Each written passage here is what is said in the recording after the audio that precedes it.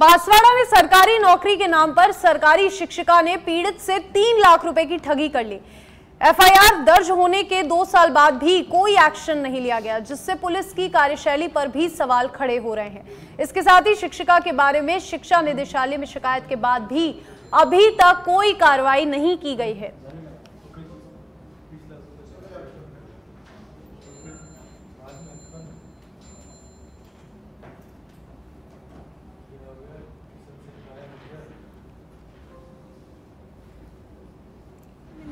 की परीक्षा दी थी।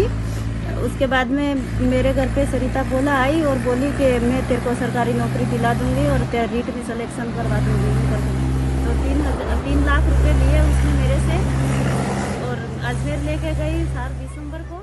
वहाँ पे हमारे ओ मार्कशीट पे साइन करवाए और ओरिजिनल ओ मार्कशीट की हमारे पास में कार्बन कॉपी वो भी ले ली उसने। और फिर हमारे से 3 लाख रुपए ले लिए। एक तो गीता स्वामी और 3 लोग और थे उसके साथ में।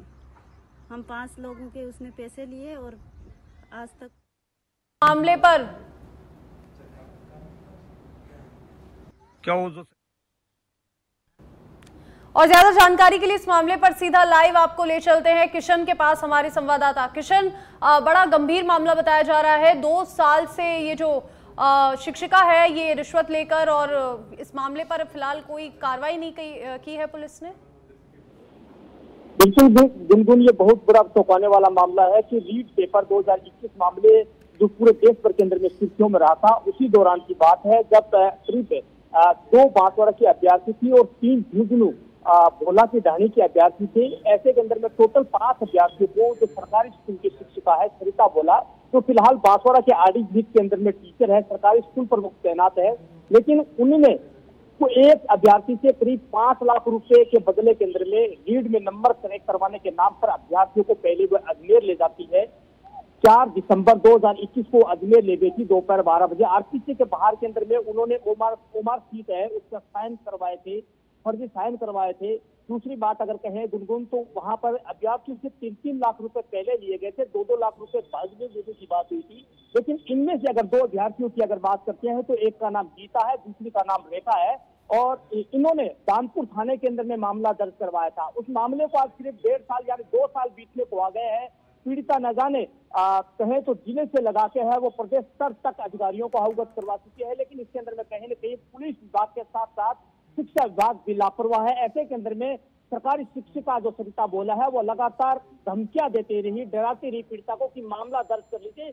जहां तक कि पुलिस जो थाना अधिकारी थे पहले जो थे यहाँ पर मीणा करके थे, उन मीणा ने द्वारा यहाँ पर है वो अभ्यर्थी से अकाउंट नंबर लिए थे और अभियुक्ता जो सरिता भोला है उनसे यहाँ पर परिवार दर्ज होने के बाद के अंदर में 10,000 रुपए डलवाए गए और जब मुकदमा दर्ज हो गया तो 25,000 रुपए डलवाए गए। यानी कहा जा सकता है कि पूरा मामला कहीं न कहीं शिक्षिका, पुलिस और शिक्षा विभाग के बीच के अंदर में पिछले 2 सालों से चलता रहा और पीड़िता दर दर की ठोकरें खाती रही। सरकार भले ही इस पेपर लीक मामले के अंदर में एसआईटी गठित कर दी हो, लेकिन अभी तक है सरकार की नजर शायद कहीं न कहीं आरडी की सरिता शिक्षिका भोला है उसके ऊपर में नहीं, क्योंकि चर्चा इस बात की भी है कि सरिता शिक्षिका भोला खुद अगर टीचर लगी, अगर इसी प्रकार से लगी तो हो सकता है उनके भी दस्तावेज के अंदर में कहीं न कहीं कुछ गैर कानूनी दस्तावेज हो गए। तमाम ये वो जांच के विषय, हालांकि पुलिस से लगातार ये दावा कर रही है कि जल्द शिक्षिका को गिरफ्तार कर देंगे। लेकिन एक बड़ा सवाल पुलिस पे ये है कि जब आज से 7 महीना पहले पुलिस जिला परिषद की बैठक के अंदर में यह मुद्दा उठा था, उस टाइम पुलिस की द्वारा से स्पष्टीकरण आता है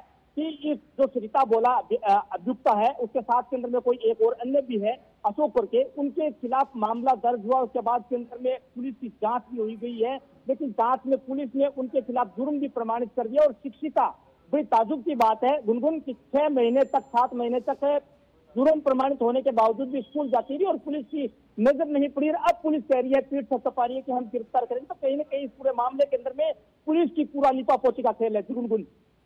जी किशन, अब ये भी बता दीजिए कि जिस तरीके से जो जानकारी सामने आई है, बताया जा रहा है कि ये शिक्षिका 2 साल पहले 5 परीक्षार्थियों को अपने एक सहयोगी के पास लेकर गई थी, तो क्या पुलिस ने उस सहयोगी पर भी कोई कार्रवाई की और कुछ जानकारी जुटाई कि क्या वहां पर हुआ था और किन परीक्षार्थियों को लेकर गई थी और कब उस सहयोगी की गिरफ्तारी होगी?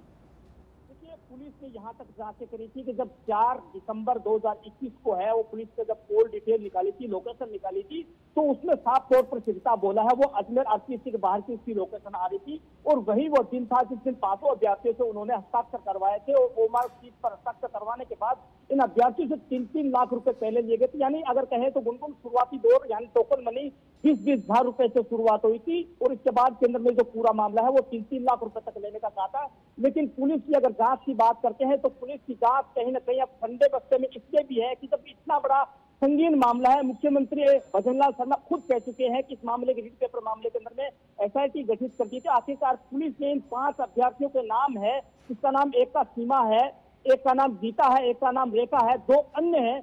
इसके बावजूद पुलिस को डिटेल देने के बावजूद भी, सारे फुटेज उपलब्ध करवाने के बावजूद भी पुलिस है अभी तक है कोई शिक्षिका से बराबर से पूछताछ नहीं कर रही। कहीं न कहीं शिक्षिका बचाने के जो प्रयास है वो यहाँ पर जी किशन, बिल्कुल सच बेधड़क की ओर से भी हम पुलिस प्रशासन से ये मांग करते हैं कि जल्द से जल्द इस जो शिक्षिका है आरोपी, इस पर कोई ना कोई कार्रवाई की जाए। और फिलहाल बांसवाड़ा से आपको ये खबर बता दें जहां पर 2 साल बाद भी पुलिस ने जो सरकारी टीचर थी जिसपे भ्रष्टाचार के आरोप थे उसे फिलहाल गिरफ्तार